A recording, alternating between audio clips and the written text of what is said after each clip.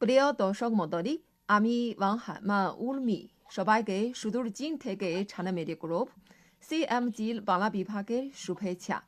আজকের উর্মির বৈঠকখানা অনুষ্ঠানে আমার সঙ্গে যোগ দিয়েছেন ডক্টর ফখরুল ইসলাম বাবু। তিনি বাংলাদেশি বংশোদ্ভূত একজন চীনা নাগরিক। চীনের হংকং ও শenzhen এবং বাংলাদেশে তার নিজের কোম্পানি আছে। একজন চীনা হিসেবে তিনি চীন বাংলাদেশ মৈত্রী উন্নয়নে অনেক অবদান রাখছেন। তার উদ্যোগে চীন ও বাংলাদেশের মৈত্রী কেন্দ্র CBFCL প্রতিষ্ঠিত হয়। তো ডক্টর ফখরুল ইসলাম বাবু, আপনি সংক্ষেপে নিজের পরিচয় দেন প্লিজ। ধন্যবাদ উর্মি, আপনার এই নতুন বছরের নতুন উর্মির বৈঠকখানায় আমাকে আমন্ত্রণ জানানোর জন্য আমি অত্যন্ত সম্মানিত বোধ করছি। আমি আপনার মাধ্যমে সিএমজি, সিআরআই এর সকল কর্মকর্তা, কর্মচারী, শুভানুধ্যায়ী, দর্শক, শ্রোতা মণ্ডলী, বাংলাদেশি এবং চাইনিজ সমস্ত ভাই বোনদের 2021 সালের অগ্রিম শুভেচ্ছা জানাচ্ছি। আমি আশা করছি 2021 সাল হবে একটি সর্বাঙ্গীন সাফল্যের বছর, করোনা মুক্ত একটি সুন্দর সর্বময়ী বছর। আমি ফখরুল ইসলাম বাবু, আমি ইলেকট্রিক্যাল ইলেকট্রনিক্স ইঞ্জিনিয়ারিং এবং আইন বিষয়ের একজন ছাত্র। আমি পিএইচডি করেছি ইন্টারন্যাশনাল ট্রেড। আমার কোম্পানিগুলো আমদানি রপ্তানি এবং বিভিন্ন আন্তর্জাতিক ব্যবসার সাথে জড়িত। বর্তমানে আমি China Bangladesh friendship centre limited CBFCL এর নির্বাহী পরিচালক হিসেবে দায়িত্ব পালন করছি। আমরা জানি আপনার সাহায্যে চীন ও বাংলাদেশের মৈত্রী কেন্দ্র প্রতিষ্ঠিত হয়। তো এই কেন্দ্রটি প্রতিষ্ঠার মূল কারণ কি?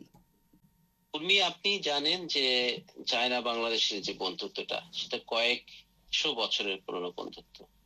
বাংলাদেশ হচ্ছে চায়নার সেই বন্ধু যে মিং ডাইনেস্টি আমলে মিং ডাইনেস্টি সম্রাটকে আমরা জিরাফ উপহার দিয়েছিলাম, এবং চায়না থেকে ফাহিয়ান এবং হিউয়েন সান বাংলাদেশে এসেছিলেন বৌদ্ধ ধর্ম প্রচারের জন্য। বাংলাদেশ থেকে ধর্ম গুরু অতীশ দীপঙ্কর গিয়েছিলেন চায়নাতে ধর্ম দীক্ষা গ্রহণ করতে এবং ধর্ম প্রচারের জন্য। তো আমাদের যে এই শত শত বছরের পুরনো বন্ধুত্ব, সেই বন্ধুত্বটাকে আরো বেগবান করার জন্য, গতিশীল করার জন্য বর্তমান দুই দেশের সরকার অত্যন্ত ভালোভাবে কাজ করে যাচ্ছে। এই সরকারি পদক্ষেপগুলোর সাথে সহযোগী সংগঠন হিসেবে কাজ করার জন্যই আসলে CBFCL এর জন্ম। উর্মি, আপনি খেয়াল করে থাকবেন যে অন্যান্য দেশগুলো ইন্টারন্যাশনাল রিলেশনশিপ ডেভেলপমেন্টের জন্য তারা বিভিন্ন ডিপ্লোমেসি মেনটেন করে, যেমন economic diplomacy, military diplomacy, cultural diplomacy. তো চীন ইতিমধ্যেই বিশ্বের সমস্ত দেশের সাথেই ইকোনমিক ডিপ্লোমেসি এবং মিলিটারি ডিপ্লোমেসিতে সর্বোত্তভাবে সার্থক হয়েছে, এবং এশিয়ার অনেক দেশের সাথেই তাদের কালচারাল ডিপ্লোমেসিও ডেভেলপ হয়েছে। কিন্তু আমি মনে করি বাংলাদেশের সাথে চীনের কালচারাল ডিপ্লোমেসিতে কিছুটা গ্যাপ রয়েছে। আপনি খেয়াল করবেন তুরস্কের সাথে বাংলাদেশের তেমন কোনো বন্ধুত্ব নাই, কিন্তু অথচ তুরস্কের দিরলিস আতাতুর্ক এবং কুর্লুস উসমান মাত্র এই দুইটা সিরিজের মাধ্যমে তারা বাংলা অনুবাদ করে, বাংলা ডাবিং করে, বাংলাদেশের বিভিন্ন চ্যানেলের প্রচারের মাধ্যমে বাংলাদেশের মানুষের মনে তুরস্কের কালচার, ইতিহাস, ঐতিহ্য ঢুকিয়ে দিয়েছে। কিন্তু চায়নার থেকে এই উদ্যোগটা এখনো গ্রহণ করা হয় নাই। তো আমি ইদানিং মনে করতেছি, যেহেতু সিএমজি অলরেডি বাংলাদেশে তাদের অফিস খুলেছেন, আমাদের আনন্দী দিদি অত্যন্ত অভিজ্ঞ একজন মানুষ, সেখানে আমাদের শান্তা আপা আছেন, এবং বাংলাদেশ থেকে এক ঝাঁক অত্যন্ত দক্ষ সাংবাদিক জয়েন করেছেন তাদের সাথে। ভবিষ্যতে হয়তো এই ধরনের কর্মকাণ্ডগুলো পরিচালিত হবে, অথবা একটা চাইনিজ বাংলা চ্যানেল বাংলাদেশে প্রতিষ্ঠিত হবে সিএমজি বা অন্য কোনো নামে। তখন হয়তো এই জিনিসগুলো, কালচারাল যে ডিপ্লোমেসিটা, এটাতে একটু গ্যাপ গুলো যে ছিল সেটা চলে যাবে। তো এগুলো আসলে সরকারি উদ্যোগ। এই সরকারি উদ্যোগগুলোর সাথে সহযোগী হ্যান্ডস হিসেবে আসলে কিছু বেসরকারি সংস্থার সাহায্যের দরকার হয়, যেগুলো জয়েন্ট ভেঞ্চার, দুই দেশের বন্ধুদের সমন্বয়ে গঠিত। তো China Bangla friendship centre limited অথবা বাংলাদেশ চায়নার যে চেম্বার রয়েছে, এই সমস্ত প্রতিষ্ঠানগুলোর মাধ্যমে আমি মনে করি যে কালচারাল গ্যাপটাকে আরো মিনিমাইজ করে নেওয়া সম্ভব। তো এই সরকারি উদ্যোগে সহযোগী হিসেবে আমরা কাজ করতে চাই। আমাদের অনেক সৌভাগ্য যে আমরা চায়নাতে বাংলাদেশের রাষ্ট্রদূত হিসেবে পেয়েছি অত্যন্ত দক্ষ একজন কূটনীতিক জনাব মাহবুবুজ্জামান সাহেবকে, এবং বাংলাদেশে পেয়েছি অত্যন্ত ট্যালেন্ট। আপনি দেখবেন অলমোস্ট এভরিডে ওনার বিভিন্ন প্রবন্ধ বিভিন্ন পত্রিকায় প্রকাশিত হয় মান্যবর জনাব লি জিমকে। তো এই দুইজন ভদ্রলোকের দক্ষতার ফল হিসেবে আমরা জানি যে এই কালচারাল ডিপ্লোমেসিতে চায়না অবশ্যই যে চায়না বাংলাদেশের সাথে গ্যাপটা আছে সেটা দূর হয়ে যাবে অচিরেই, এবং সেখানে আমরা যদি তাদের সহযোগী হ্যান্ডস হিসেবে অংশগ্রহণ করতে পারি, সিবিএফসিএল পরিবার নিজেদেরকে গর্বিত বোধ করবে। ধন্যবাদ আপনাকে। আপনাকে অসংখ্য ধন্যবাদ। তো ডক্টর ফখরুল ইসলাম বাবু, আমরা তো জানি আপনি অনেক বছর ধরে চীনের হংকংয়ে জীবনযাপন করছেন। তো এবছর চীনে তো দারিদ্র্য বিমোচন বাস্তবায়নের একটি খুব গুরুত্বপূর্ণ বছর। তো আপনার চোখে চীনে কি কি পরিবর্তন ঘটেছে?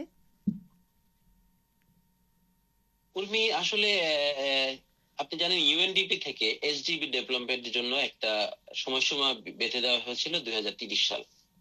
কিন্তু আমরা দেখলাম মহামান্য প্রেসিডেন্ট শি জিনপিং এর নেতৃত্বে চায়না সেটা 2020 সালের মধ্যেই শেষ করে ফেলেছে এবং বিশ্বকে তাক লাগিয়ে দিয়েছে।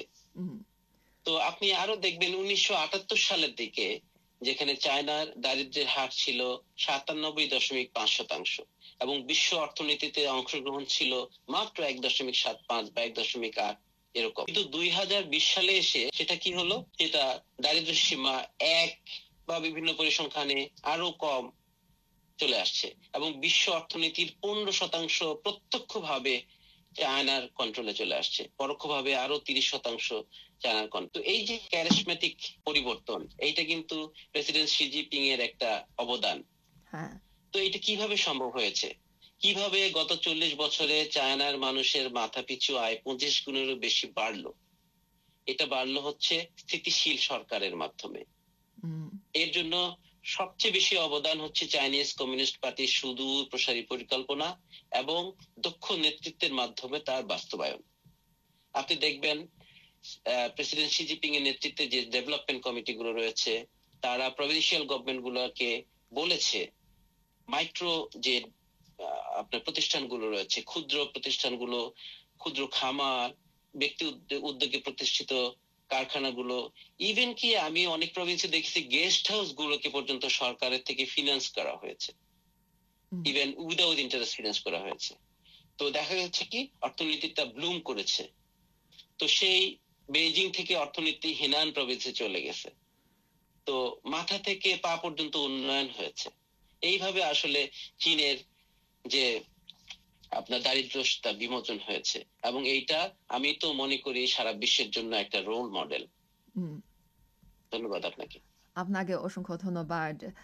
তো এই অনুষ্ঠান হচ্ছে 2021 সালের প্রথমবার অনুষ্ঠান। আপনার কাছে থেকে জানতে চাই যে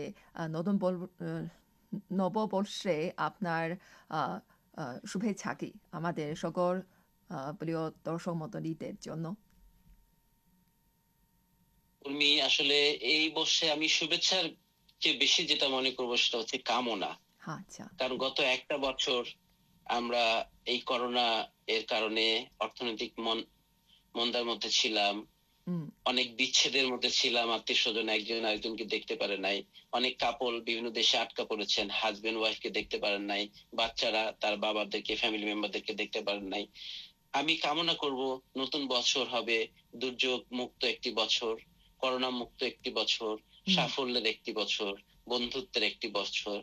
এই নতুন বছর 2021 সাল সবার জীবনে বয়ানুক অনাবিল আনন্দ, সবার দুঃখ সবার দুর্দশা কাটিয়ে বিশ্ব ভরে উঠুক আনন্দে হাসির বন্যায়, এই শুভকামনা করি।